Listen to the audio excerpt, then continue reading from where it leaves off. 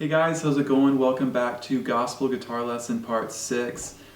Today we're going to be taking a look at something that I think has probably done more for my chordal playing than almost anything that I've studied, and that is three-note voicings.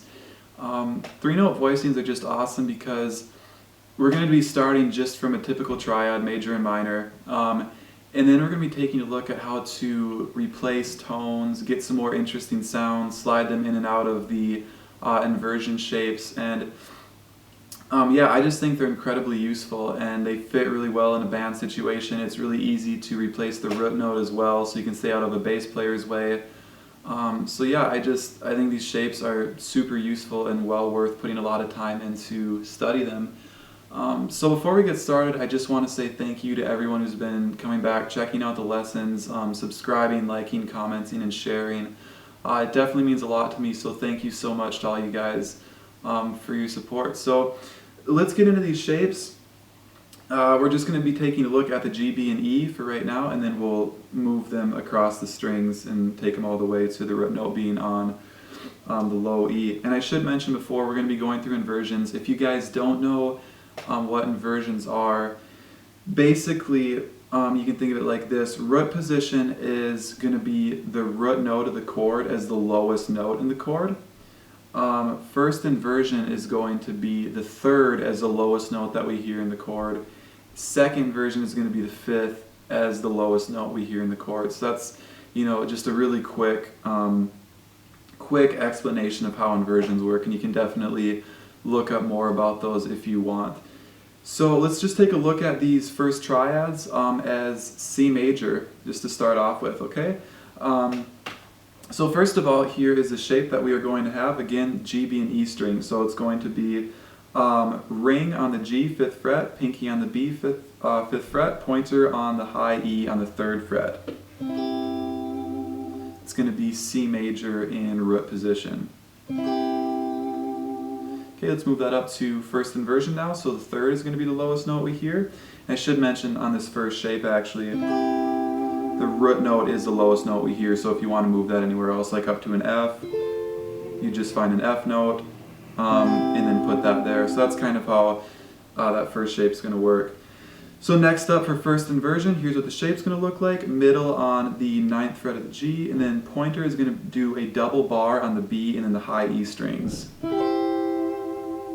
Okay, so we're going to have this shape right here. And the root note for that is going to be on the high E string. So it's going to be the highest note we're going to hear if you want to move that shape around. So you can move it down to an F note on the high E string down here. And then we'll have an F. And back up here to C.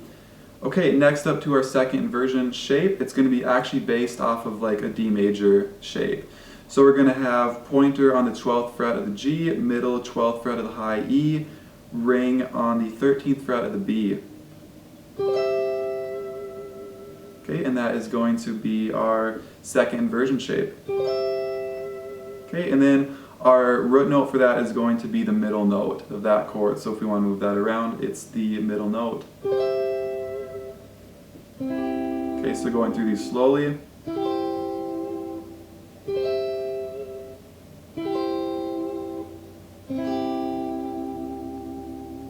Okay, so there's all three of those shapes, and I would recommend, going through those in like basically all the keys actually. So B flat, going through them is A flat, getting comfortable with how those inversions will work for you guys. So yeah, let's take a look now at moving these to the next set of strings up. Alright, so as we move these shapes across the strings, they can't stay the same obviously because of the way the guitar is tuned. A fairly quick and easy way of doing this is when you're moving these shapes, just move the same shape you started with. So for instance, we'll just start with this root position. We're actually going to stay at the 5th fret, so now we're going to be working with the G major chord in its inversions.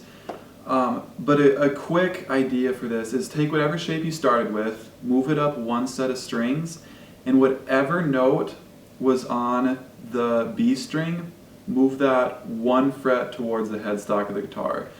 So what I mean right here is we're going to start with our first shape, this C major in root position. We're just going to take this, move it up exactly one set of strings. So now we're going to be on the D, G, and B strings. Whatever note was on the B string, move that down by 1 fret. So now we're going to have ring on the 5 of the D, middle 4 of the G, pointer on the 3 of the B. Okay, and that is going to be our root position. Again, same thing, same ideas will all apply for these. So where the root note is, so the root note is obviously going to be the lowest note in this. So wherever you put that, right here it's a G, right here it's a C, B flat, then back down to G.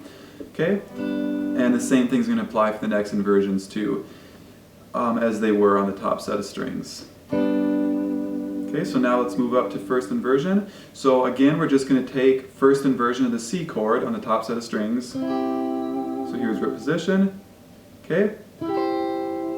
Here's first inversion. Take that exact shape, move it up a set of strings. Whatever note was on the B string, move it this way, 1 fret. Okay, now we're going to end up with this shape. So ring on 9 of the D, pointer 7 of the G, middle 8 of the B. Okay, and that's going to be our first inversion of the G major chord. Okay, now again, same idea. So second inversion of the C major chord. Move that up exactly 1 set of strings. Whatever note was on the B string, move it down 1 fret. And we're going to end up with just a bar on the D, G, and B strings with the pointer finger.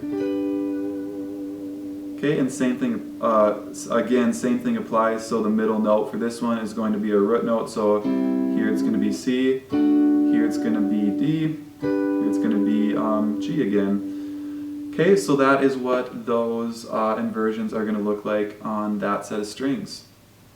So now let's move on to the next set of strings. So we're going to be taking a look at the A, the D, and then the G strings. Alright, so now we're going to be starting from a D chord, again just kind of staying around that 5th fret area. So we're going to do the same thing that we had done last time. So we're going to take our G major chord, we're going to move it up 1 set of strings, so now we're going to be on the A, the D, and then the G strings. And then whatever note was on the B string, we're just going to move that down by 1 fret. Okay? So again, whatever note was on the B string, in this case it was a pointer finger note, just going to move that down by 1 fret. And I usually will position this so my pinky's on 5 of the A, ring 4 of the D, pointer 2 of the G. And there is our root position of a D major chord. Okay, and then next up, again we're just going to go to our next shape. So going back to the G chord, here's our first inversion.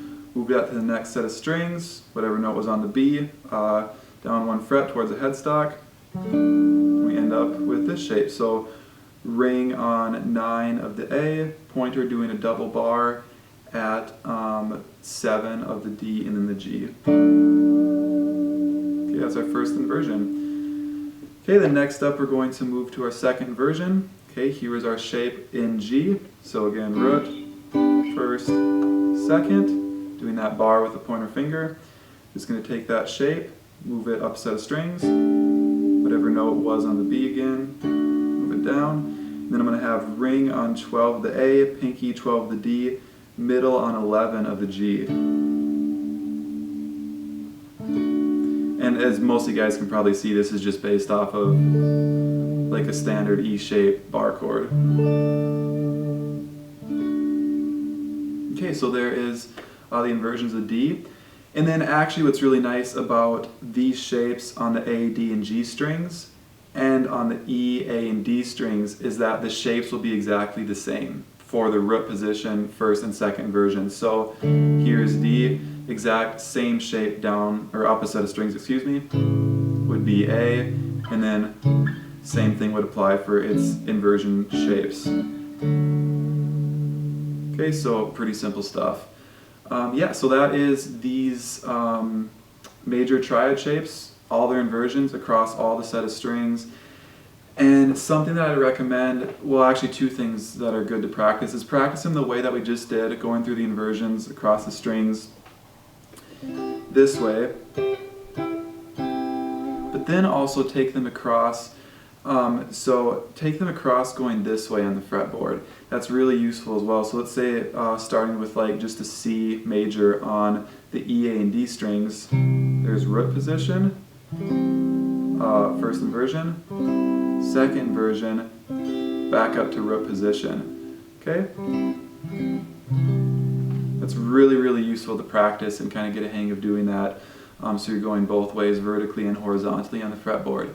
So I definitely recommend putting some time into that. So now let's take a look at the minor shapes really quick. I'm not going to run over all of these. I'm just going to explain them to you quick, and then from there you can kind of do the homework on using these on all the sets of strings. So basically, we had gone over this in the other lessons as well, but wherever the third is, just drop that note 1 fret towards the headstock of the guitar. So for right here, going back to C major, top 3 sets of strings. The third is in the middle right here, so we're going to drop that down 1 fret, now with my middle finger, 4th fret of the B. There's C minor. Let's go to first inversion. The third is obviously the lowest note in the chord, so we're going to drop that down 1 fret. Now I'm doing a 3-string bar with my pointer. There's our minor. And then up here, we got major. The third is the highest note in the second inversion. Drop that down 1 fret. Now we have middle on 12 of the G, ring 13 of the B, pointer 11 of the high E. And that is C minor again.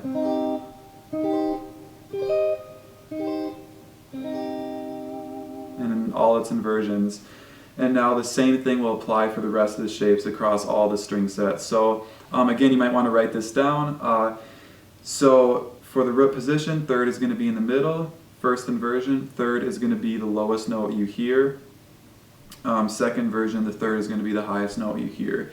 So I actually pause the video right there, go across, find all the minor shapes for all the major shapes we just did. And then just practice those like crazy, practice them with songs, practice them through a lot of different chord progressions. I'd go through all the keys with them, vertically, horizontally, get a really, really good handle on these.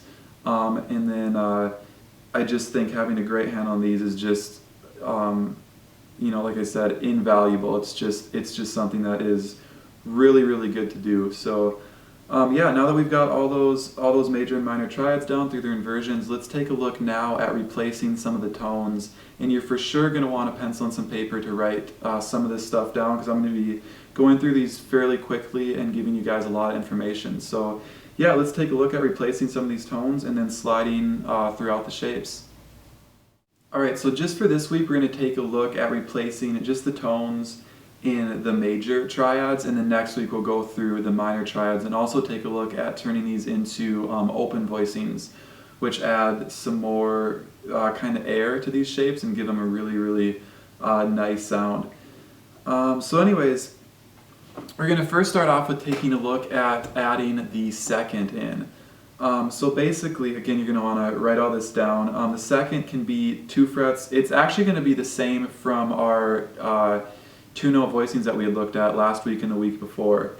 But I'll just go over them again for the sake of this lesson. So 2 notes below the third, or 2 notes above, I should say 2 frets above the root. So 2 frets below the third, or 2 frets above the root is where you can find the second for all these major shapes. So in this C shape, the first one we had started with today,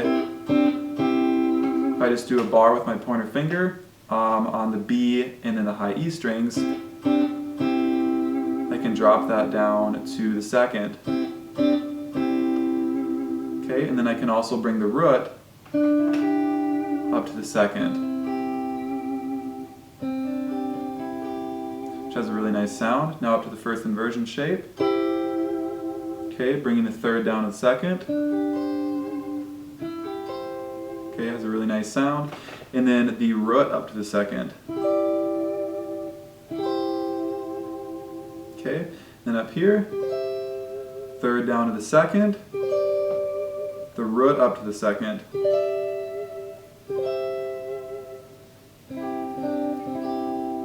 Okay, so really cool sounds there. And obviously you can see why this gets really important to know exactly where your tones are in every single shape. So for instance, like where your root, your third, and your fifth is in every single shape becomes really important. And I'm not going to go through the fingerings for each of these across all the sets of strings because that would just, we would be here a really long time if I went through all that. So work out your own fingerings for how this is going to work best for you guys. Let's just take a look really quick at this second idea, like starting from G. Okay, so right here, so here's how I change my fingering for this one. And then I can just go down to the second, and then up to the third again. And then, you can choose to stay on that second, and then resolve it to the third. You can choose to stay on it the whole time. It's totally up to what sounds you're looking for. Okay, and then up to first inversion. This is a really easy one, because you can just do a bar with a pointer, and then get a really nice hammer-on sound up to that third again. And you can do the same thing going to the second above the root, which just makes a really nice sound. And then our second inversion below the third, above the root. Okay, and then you can take a look at those for the rest of the string sets. Again, the second's always going to be in the same place, below the third or above the root. So there's the first really cool sound. Let's take a look now at adding actually the sixth in, or the 13, depending on what way you look at it. And this is always going to be, I like to use this almost all the times 2 frets above the fifth.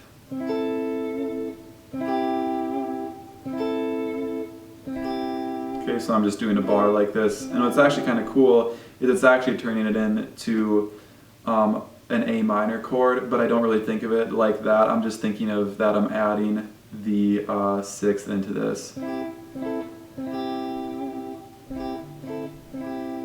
Okay, so up here, adding the sixth in, 2 frets above the fifth. Okay, and right there all I did was added that sixth in, and then I also added the second in as a quick pull off. Okay, let's do the same thing up here. Okay, I'm going to do that bar shape that we had talked about with the D, and then add the sixth in, 2 frets above the fifth. Okay. And then again there I did the same thing with the second, adding it 2 frets above the root. So hopefully this is giving you guys just a little bit of inspiration for how much cool stuff you can do, and we've just added the second and the sixth into this just for starters. It really is endless as you start going around the inversions, adding these notes above the typical tones within the chord. It becomes endless, and you can really get your ear adjusted to hearing these tones and how each of them sound within the actual chord. So I think it's just brilliant to really experiment doing this a lot and have a lot of fun with this. So let's see. Let's take a look now at adding the major seventh in. Now I think of this as being 1 fret below the root, or you could also think of it as 4 frets above the fifth. Okay, so 4 frets above the fifth. Here's the fifth. 1, 2, 3, 4. There's the seventh. Okay, or 1 fret below the root. Be right there. Next shape. Okay, 1 fret below the root.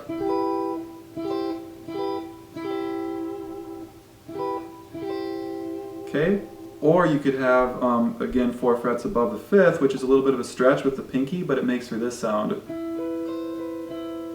which is really nice. If I add the root in there, get a really pretty sound. And then up to the next shape. Okay, here is 1 fret below the root. And then we can also have 4 frets above the fifth, which is going to add that really nice minor second type of sound again. So there is the seventh. And then the fourth you can always add in 1 fret above the third or 2 frets below the fifth. So here's 2 frets below the fifth.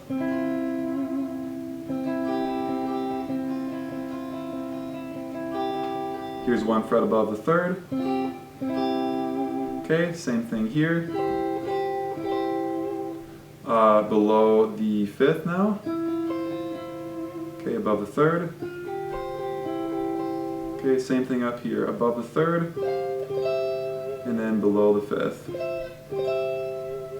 Okay, so there is the 4th on all those chords. So now we've basically covered all the color tones we could add to these major chords. Okay, so now that we have all those color tones down, one more thing I want to mention really quickly is how to find the dominant 7 in these chords. The dominant 7 is always going to be 2 frets below the root or 3 frets above the 5th. So taking our top 3-string chord, again our C major chord in its inversions, here would be below the root. Okay, here would be above the 5th. Next inversion, below the root, above the 5th. Okay, next inversion. Okay, below the root, above the 5th. So that's how to find our dominant 7. And then also one more thing you can experiment with is just adding the 5th 3 frets above the 3rd. So like right here, that would just turn this inversion just into a power chord. But it can make for some cool sounds if you just want to experiment with it. Just a little movement like.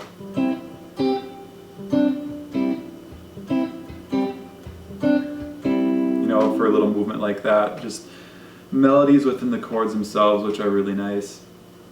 So anyways, let's just talk a little bit about how to implement this stuff into your playing. I think the best way to start is just find a looper pedal, record yourself on your phone or whatever recording software you have. Just do a simple vamp, maybe G to C. Then just start with that simple vamp. Start with just your inversions. So, then to C, then to G on a different set of strings, then to C, back to G, then to C, back to G, C, to G again. And then after that, what you're going to want to do is, add your second in, so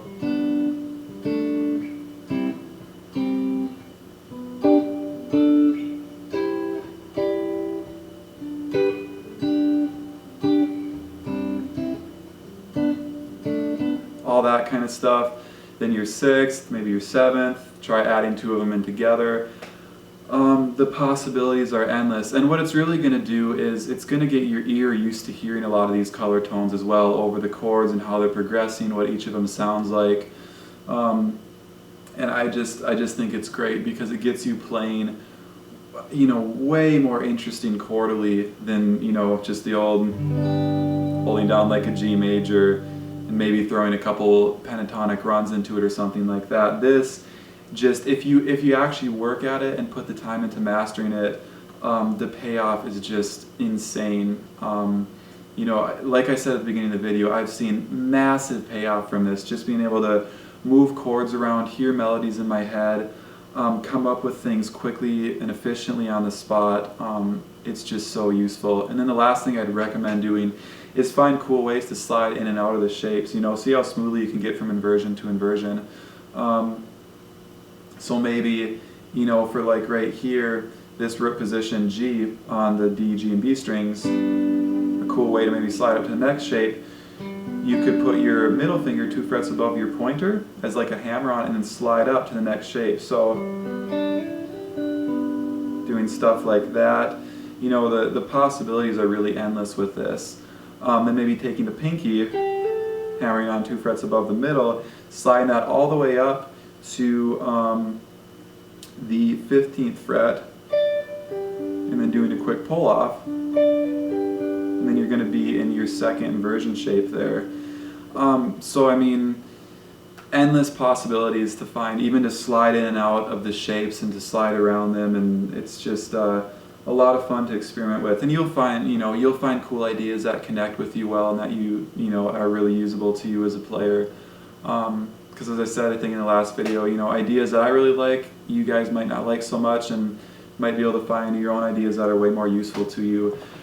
So at any rate, this was kind of a fairly quick lesson, but just to kind of get you guys started in experimenting. Then next week we'll be covering the minor shapes and then the open voicings, which are going to be a lot of fun. And mixing the open voicings with the closed voicings, I mean, you can experiment with this stuff for months, years, and be finding new cool ideas all the time. So definitely really useful. So at any rate, I will see you guys back here next week again for the next lesson. I hope you guys enjoyed this and had a lot of fun experimenting with this stuff. I'm sure it'll help you playing out a lot. And yeah, thanks for checking out the lesson. I'll see you guys next week again. Thanks so much.